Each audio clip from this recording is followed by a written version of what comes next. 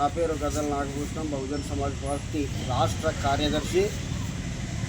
ఈ నెల 3వ తారీఖు ఆకివీడులో సంఘటన రాష్ట్ర ప్రజలందరికీ విదితమే.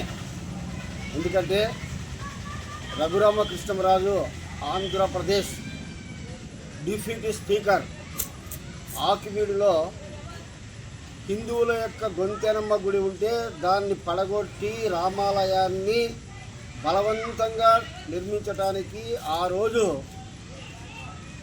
భూమి పూజ నిర్వహించడం జరిగింది.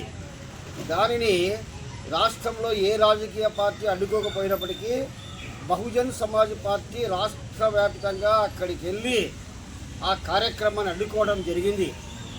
ఆ సందర్భంగా ఆకివీడిలో దాదాపు రఘురామకృష్ణరాజు 3000 మంది పోలీస్ బందోబస్తు పెట్టి రాష్ట్రం నలుమూలల నుంచి వచ్చిన బహుజన్ సమాజ్ పార్టీ కార్యకర్తలు ఎక్కడికెక్కడ అరెస్టు చేయడం జరిగింది. అయినప్పటికీ కొంతమంది మా బహుజన్ సమాజ్ పార్టీ కార్యకర్తలు మా రాష్ట్ర అధ్యక్షుడు బందెల గౌతమ్ కుమార్ ఆధ్వర్యంలో మారువేషాల్లో వెళ్ళి అతన్ని అడ్డుకోవడం జరిగింది. దురదృష్టవశాత్తు మా సంఖ్య తక్కువ ఉండటము, తర్వాత రాజ్యం ముందు మనం నిలబడలేకపోవడం, ఈ 2 కారణాల వల్ల రఘురామకృష్ణరాజు విజయవంతంగా ఆ యొక్క భూమి పూజ కార్యక్రమం నిర్వహించి అక్కడ రామాలయం నిర్మించి తీరుతారని ప్రతిజ్ఞ చేసినాడు. కానీ విధి ఎప్పుడు ఒకే రకంగా ఉండదని చెప్పి నిన్నగాక మొన్న సుప్రీంకోర్టులో తీర్పిచ్చింది.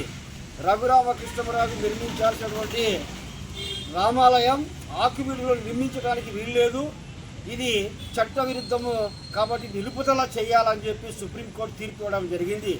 ఇది 100కి 100 బహుజన్ సమాజ్ పార్టీ పోరాట ఫలితమైన ఈ సందర్భంగా తెలియజేస్తూ ఉన్నాం.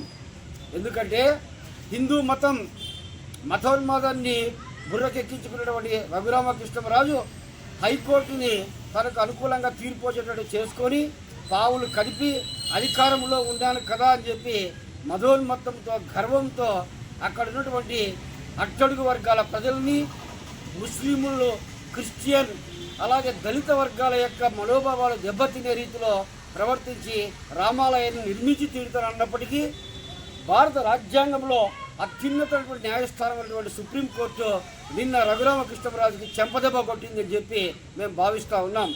ఎవరైనా సరే ఈ భారతదేశంలో రాజ్యాంగం ప్రకారం నడుచుకోవాల్సిందే తప్ప మనుధర్మశాస్త్రం ప్రకారం నడుచుకుంటున్నట్టు కుదరదు అని చెప్పి మరోసారి సుప్రీంకోర్టు తీర్పు రుజువు చేసింది.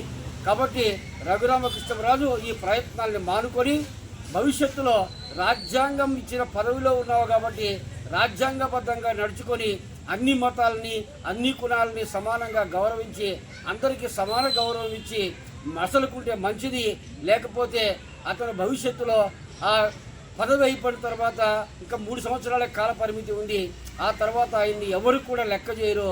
అతను కూడా తీసేసినటువంటి తహసీల్దార్ యొక్క లాగానే ఉండాల్సి వస్తుంది. ఆ స్థితి రాకుండా అందరితో కలిసిమెలిసి ఉండి రాజ్యాంగాన్ని గౌరవించి ఆ మేరకు నడుచుకుంటే మేలు అని చెప్పి రఘురామకృష్ణరాజుకి హితబోధన చేస్తూ సెలవు తీసుకుంటున్నాం. జై భీమ్, జై భారత్.